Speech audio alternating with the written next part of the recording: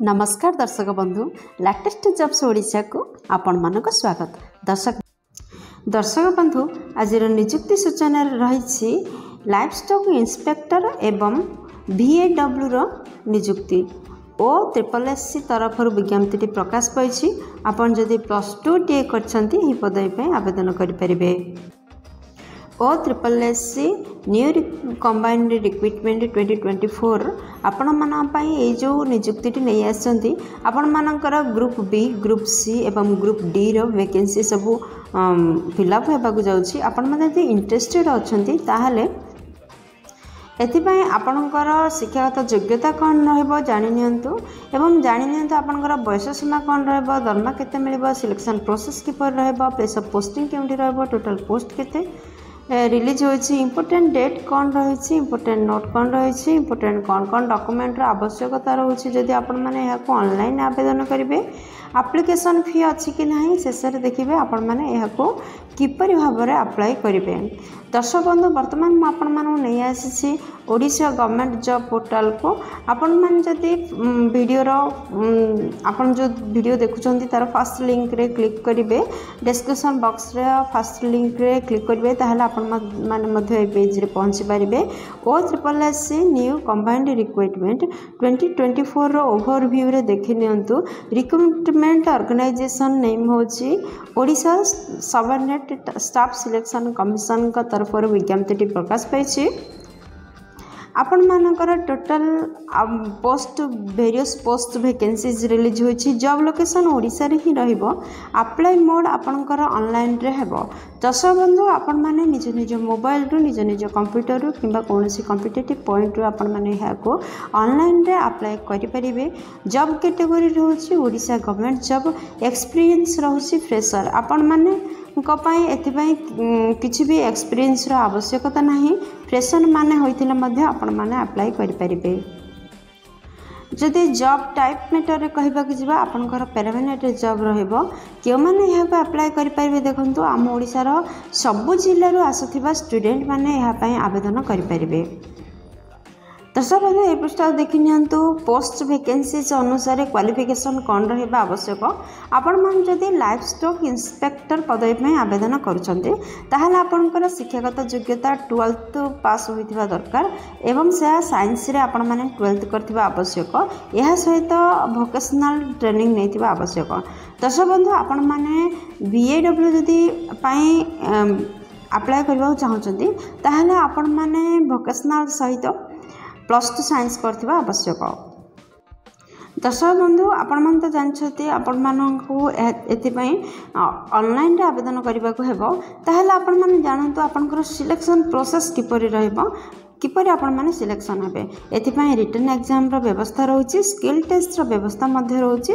तापर आपनकर certificate verification बा डॉक्यूमेंट वेरिफिकेशन रहइबो। एही परि तीनोटी पर्याय रे आपनकर सिलेक्शन प्रोसेस रहउछि। दर्शक बंधु आपण मानको कहि रखिबि जे एही नोटिफिकेशन टी जून 4 रे प्रकाश पाइछि। एणु आपनकर apply date last date exam date ए सब डेट सब प्रकाश पाइनी यथाशीघ्र प्रकाश पाइबो। Odisha subordinate staff selection commission new combined recruitment 2024 रो अप्लाई फी कौन देखंतु। दर्शक बंधु आपण मान जदि यह अप्लाई करबा चाहछंती जदि आपण माने जनरल किंबा ओबीसी कैटेगरी रो बिलोंग करछंती ताहले आपण मान पय फ्री रहिछि। आपण माने फ्री रे अप्लाई करि परिबे। आपण मान जदि ST SC PWD अच्छी ताहले मध्ये आपण माने फ्री रे आवेदन करें। एथिरु जाने जेकोसी वर्गर व्यक्ति आपण माने होइथिले मध्ये आपण मान पय एप्लिकेशन फी किछि नै आपण माने देयमुक्त आवेदन करें। दर्शक बंधु ए पृष्ठ देखि नियंतु जदि आपण माने Odisha staff selection commission new combined job 2024 रो रिक्वायरमेंट पय आवेदन करूछंती ताहले कौन कौन डॉक्यूमेंट रो आवश्यकता रहइबो। फर्स्ट आपनकर 10th सर्टिफिकेट एवं मार्कशीट रो आवश्यकता रहइबो।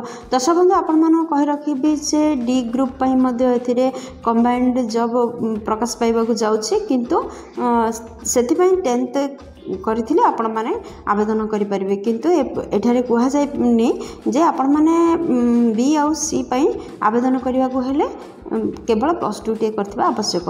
दर्शक बंधु एसत आपंकर देखो कौन कौन डॉक्यूमेंट आवश्यकता रोचे 10th सर्टिफिकेट +2 सर्टिफिकेट जदि आपण मैंने डिग्री कर तार सर्टिफिकेट आवश्यकता रही केस्ट सर्टिफिकेट आवश्यकता रही जदि आपण मैंने जनरल केस्ट व्यतीत अन्य कौन केस्ट बिलंग करते आपंकर जाति प्रमाण पत्र आवश्यकता रोचे रेसिडेंटल सर्टिफिकेट आवश्यकता एम्प्लॉयमेंट एक्सचेंज सर्टिफिकेट आवश्यकता रहीपर किसी डॉक्यूमेंट को रेडी करूँ एवं ऑनलाइन आवेदन करेंगे। दर्शक बंधु ये पृष्ठ देखो आपण इम्पोर्टेंट डेट कौन हो दर्शक बंधु जितेबाला आपण मैंने आपणकर एप्लिकेशन को फिलअप कर केयरफुली फिलअप करेंगे जेपरी से किसी भूल तथ्य न दियंती एवं जितेबाला आपणकर एप्लिकेशन अथॉरिटी पाखे पहुँचब निर्धारित समय पूर्व पहुँचवा आवश्यक नचेत आपणकर दरखास्त को रिजेक्ट कर दिया। दर्शक यही पृष्ठ देखी नि आपर सर्वनिम्न बयस कौन है आवश्यक एवं सर्वाधिक बयस कौन है आवश्यक आपन जदि Odisha subordinate staff selection commission combined new recruitment 2024 पर आवेदन करने चाहते आपण मैंने जदि साधारण वर्ग बिलंग करते ताहले आपणकर सर्वनिम्न बयस 20 वर्ष एवं सर्वाधिक बयस 38 वर्ष रोचे किंतु एज रिलैक्सेशन मध्य रोचे गवर्नमेंट नियम अनुसार ओबीसी कैंडिडेट होते 3 वर्षर एज रिलैक्सेशन पाइबे जदि आपण मैंने ST SC PWD होता कि ताहले आपण मानकर एज रिलैक्सेशन 5 वर्ष पाइबे। दर्शक बंधु आपण मान तो जानछंती एथिपई आपण मानको रिटन एग्जाम रो व्यवस्था रही यही पृष्ठर सिलेबस को टिके देखि नियंतु आपण मानकर 150 मार्क एग्जाम हेबार अच्छे प्रत्येक सब्जेक्ट पाई 25 मार्क क्वेश्चन बिलंग करिवो एवं 25 नंबर मध्य रहिबो। दर्शक बंधु देखो क्यों सब्जेक्ट रो आपण मानकर क्वेश्चन कैरी करिवो फर्स्ट आपनकर मैथमेटिक्स रो 25 मार्क आसीबो 25 क्वेश्चन रहिबो जनरल नॉलेज रो 25 मार्क आसीबो 25 क्वेश्चन रहिबो इंग्लिश रो मध्ये 25 मार्क आसीबो 25 क्वेश्चन रहिबो ओडिया रो मध्ये 25 मार्क आसीबो 25 क्वेश्चन आपणकर कंप्यूटर नॉलेज मध्ये 25 क्वेश्चन आसीबो 25 मार्क रहिबो आपणकर जनरल साइंस रो 25 मार्क 25 क्वेश्चन रहिबो। दर्शक बंधु एहीपरी 150 टोटल क्वेश्चन रहिबो 150 मार्क रो एग्जाम रहिबो आपण मानन पई।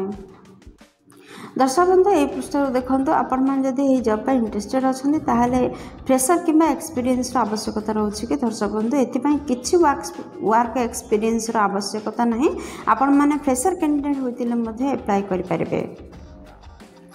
OSSC न्यू कंबाइंड रिक्रुटमेंट 2024 को आपण मैंने किपर अप्लाई करेंगे देखो दर्शक बंधु फास्ट आपण मैंने विजिट करते यार ऑफिशियल वेबसाइट तापर आपण माने यार ऑफिशियल नोटिफिकेशन को भल भाव में पढ़ु देन आपण माने रिक्रुटमेंट किंबा एडवर्टाइजमेंट पेज रे क्लिक करंतु।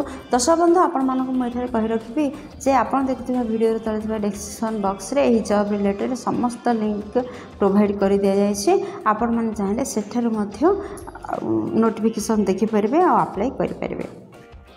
दर्शक बंधु जितेबाला जहाँ सब डिटेल रिक्वायरमेंट मगा जाए एंट्री करूँ आपण मैंने रजिस्टरिंग जितेबाला कर कौन कौन सब डॉक्यूमेंट देते तार गोटे नोट करूँ आपण मैंने नेक्स्ट अपलोड करूँ आपंकर रिसेंट पासपोर्ट साइज फोटो एवं सिग्नेचर को 6th आपण मैंने देखो जहाँ अथॉरिटी द्वारा डिक्लेरेशन दि जाइथिला दि जाइए भल भाव में पढ़ु एवं से एग्री हूँ 7, 8, 9 नंबर को इग्नोर करूँ कारण ये फी मीटर लिखाई आपण मैंने किसी भी फी ना आपण मैंने फ्री रे आवेदन करेंगे।